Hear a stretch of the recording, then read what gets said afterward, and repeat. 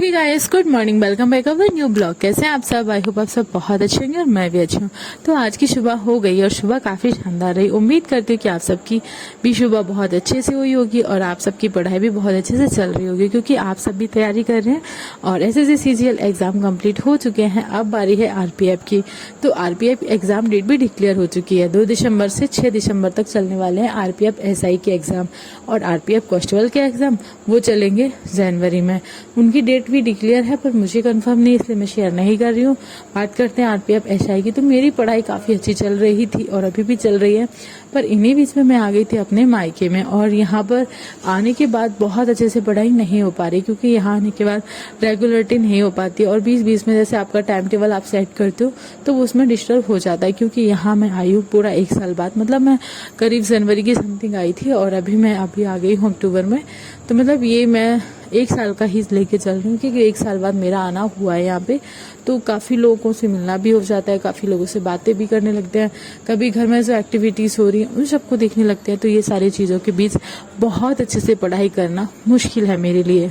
और मुझे लगता है कि जब तक आप अपने टाइम टेबल को सेट करके पढ़ाई नहीं करेंगे तब तक कोई भी पढ़ाई कंप्लीट नहीं होगी। आप कितने भी डेस्परेट हो अपने एग्जाम के लिए, पर फिर भी आपका मन नहीं लगेगा जब तक कि आप अपना टाइम टेबल के साथ पढ़ाई नहीं करेंगे।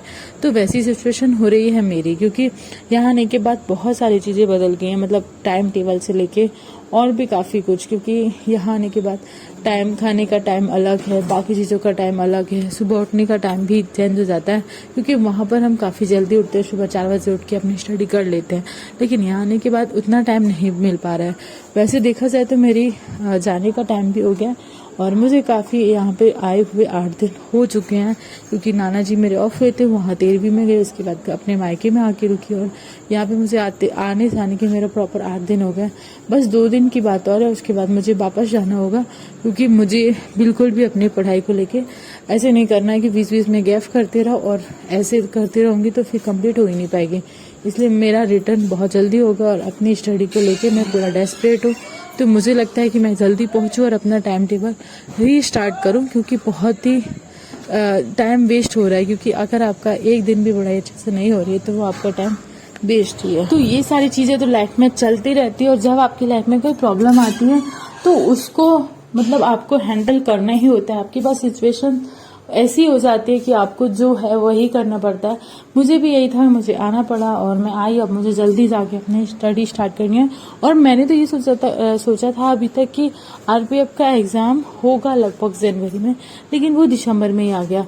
हाँ, मुझे लगता था दिसंबर में होगा, पर स्टार्टिंग दिसंबर में हो जाएगा ये भी थोड़ा जल्दी हो गया, क्योंकि अब तो बस 1.5 महीना ही बचा है नवंबर का, और अभी 15 दिन है ये। तो मतलब बस 1.5 महीने में आप जितना पढ़ पाएंगे उतना ही पढ़ पाएंगे। इसीलिए आपके पास जितना टाइम है वो उस टाइम को वेस्ट ना करके अपनी सारी बुक्स को बहुत अच्छे से रिवाइज कर लें, क्योंकि अब टाइम नहीं बचा है पढ़ाई करने का। अगर आप पढ़ाई करना स्टार्ट करोगे तो पॉसिबल ही नहीं है। इसीलिए आप अपनी रिवीजन स्टार्ट कर दो, जो जो आपने पढ़ा है उन सबको अच्छे से पढ़ लो। हाँ, कुछ टॉपिक अगर आपके बाकी है उनको भी स्टार्ट कर दो, तो सारी चीजें कवर हो जाएंगी। और मैं भी ऐसे ही वापस जाके अपनी स्टडी स्टार्ट करूंगी। वैसे यहाँ पे भी मैं बस जीएस पढ़ने की कोशिश कर रही हूँ। मैं सोच रही हूँ मैं 2-4 दिन जितना हूँ, इतने दिनों में मेरा जितना भी जीएस है उनको मैं कवर कर लूँ, और वहां जाके अपना मैथ, रीजनिंग सारी चीजें रिवाइज करूँ, और जो मैंने नोट्स कंप्लीट करे हैं उनको भी बहुत अच्छे से रिवाइज करूँ। वो सारे कंप्लीट करने के बाद फिर लास्ट में 2-4-10 दिन बचेंगे, उस टाइम पे मैं सारे टेस्ट मतलब टेस्ट ही देना है, क्योंकि उस टाइम पे टेस्ट देना ही अच्छा होता है। क्योंकि अगर आप टेस्ट देते हो तो उससे आपके काफी मार्क्स भी इंक्रीज होते हैं, और साथ में आपको एक आइडिया भी लगता है कि इससे रिलेटेड ज्यादा क्वेश्चन आ रहे हैं, कहाँ से ज्यादा पूछा जा रहा है, मतलब सारी चीजें समझ आती हैं। वैसे देखा जाए ना, जब से मैंने अपनी स्टडी स्टार्ट करी है उस बीच में बहुत सारी प्रॉब्लम्स आई हैं, पर इस बार मुझे आरपीएफ एसआई के लिए मेरा जो टारगेट रहा है उतने अच्छे से मैंने नहीं पढ़ पाया। पर ठीक है, जो भी है उस सारी सिचुएशन को हैंडल करना ही पड़ता है।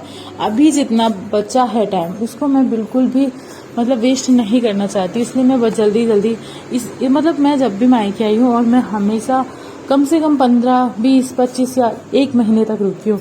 लेकिन इस बार पहली बार ऐसा हुआ कि मैं 8 दिन में रिटर्न हो रही हूँ, मतलब 8 दिन में आने जाने का, 2 दिन का वापसी का, तो मतलब 8 या 9 दिन हो रहे हैं पूरे टोटल। और 10वें दिन मैं अपने घर पहुंच रही हूँ। मतलब ऐसा पहली बार हुआ मेरी लाइफ में। तो सारी चीज़ें आपको हैंडल करनी ही पड़ती है। जब आप अपनी लाइफ में कुछ करने के लिए सीरियस हो तब आपको ऐसे डिसीजन लेने ही पड़ते हैं।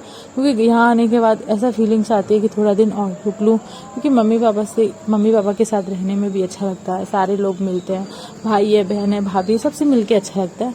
पर जैसा भी है अभी जाएंगे रिटर्न और अपनी स्टडी स्टार्ट करेंगे।